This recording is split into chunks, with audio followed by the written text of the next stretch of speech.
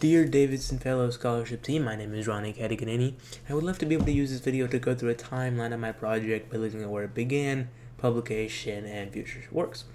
So my initial experiences in research came from a personal project where I explored the use of transformer-based image segmentation on a specific biomedical procedure. However, I wanted to explore a real research setting, so I actually cold emailed many professors in April 2025. And lucky enough, Professor Albert Cheng of the University of Houston was able to reply to me and give me the opportunity to apply for his real-time systems group as a visiting high school researcher. And eventually, I was actually accepted, which was able to begin this whole project for me. So my first experience in this project came from an onboarding meeting where I was able to learn about real-time systems, how it works. The biggest thing that I noticed about real-time systems is we're no longer looking at accuracy as the number one metric, but time. We always want to minimize that time because that's the most important to us. So I was going through the onboarding and I got really intrigued by this topic called IDK cascades. And to give a quick description on what they are, IDK cascades are a framework to minimize time for classification tasks. So if you have model A, B, C in trying to classify an image for a self-driving car, the way an IDK cascade work would try model A first, and then if model A fails, go to B, and then eventually go to C. And model A would be the least complex, and C would be the most complex. The reason for having this type of cascade is to ensure to always try a complex model before a more complex one to try and minimize time. Because if you're going to use the most complex one every time, you're going to make maybe even the most accurate predictions, but lose a lot of time. And IDK cascades are actually able to maintain a similar accuracy to always using the complex model by minimizing a lot of time by using this specific cascading framework. And I was reading a paper on that the real-time systems group at the University of Houston actually published the year before about being able to skip intermediary steps in the IDK cascades by using a threshold. So let's suppose model A is able to classify an image. It has a really low confidence, like 1 or 2%. They thought that if it's low enough, from that you can tell if model B will also fail. So maybe let's just skip to C to try and save that time. And using this method, they were able to save even more time while maintaining a similar accuracy. But after analyzing this paper, going through it with using AI to look at limitations of the paper and able to understand it better, I had the idea of maybe using machine learning and various features to make that prediction instead of a different threshold. So now, every time model A would make an output, you could use different aspects of its output, such as its confidence, its entropy, to try to determine if the next model will fail. And maybe machine learning could be much more reliable than a simple metric could be. So that's when I started to set on this project.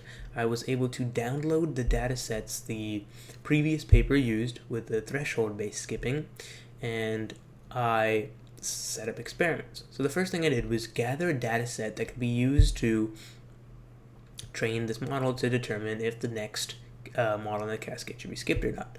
So what I would do is I would run through various samples with model A, run through all the training data with model A. And in this training data, I would look for specific cases where model A failed and then look at model B's output. So I took all the samples and created a data set where I was able to train a random forest model on this tabular data. And this model had a much more balanced accuracy by much more balanced precision, recall, F1 score values than the confidence-based threshold skipping did, showing that it can more reliably determine if the next model in the cascade should be skipped or not. So now is actually time to test the model. So I test the random forest-based skipping on the Google Colab software on the high RAM setting, and after computing, I realized there was very minor improvements, a few milliseconds here and there, nothing significant. I always kept thinking maybe it was my model I was failing, that I was doing something wrong. But it was actually because I didn't realize the intricacies of the IDK cascades completely yet. when trying to save time when skipping in an IDK cascade, what really makes an impact is how long each image takes to process. If you're in a really fast setting, maybe using a very powerful GPU, each image will take a few milliseconds, so skipping hardly saves anything. You wouldn't want to use the random forest skipping because it takes more time to use the random forest model, so that skipping isn't worth it. But for more stressful conditions with higher computational hardware or more complex data that you need to process, this random forest method can be more important, as you're going to save more time when you skip, upwards of 30 to 40 milliseconds when computing. So I actually tested my model by replacing one of the models in the cascade with a more complex classification model, which actually showed greater results in its ability to reduce time. And finally, we actually tested the model on NVIDIA Jetson real-time systems hardware to simulate actual real-world areas where this would be used, and it showed even significantly more improved time saving, from 30 to 300 milliseconds per image, showing its real-world capabilities. So after that, we actually were able to send the paper as a work in progress paper to the Real-Time Systems Symposium in 2025, where it got published as a WIP paper. So I believe this project has many implications. IDK cascades can be used and are used anywhere where you require classification tasks. If you need to classify something but maintain speed, an IDK cascade is perfect. But you also want to maximize its efficiency. So my method can be used to improve current classification tests that rely on IDK cascades. Additionally, throughout the world, many systems rely on maybe less hardware or less powerful hardware, or deal with high complex data. So each computation time takes a lot of time, and if you're able to actually skip a computation, it can save money, and it's extremely worth it. So that's where my project would have great implications to help out. My future works that I'm planning with this project is maybe looking at different current models in the random forest model, such as more advanced models that rely on higher level architectures, or maybe even faster, to see how that they're maybe able to save time more.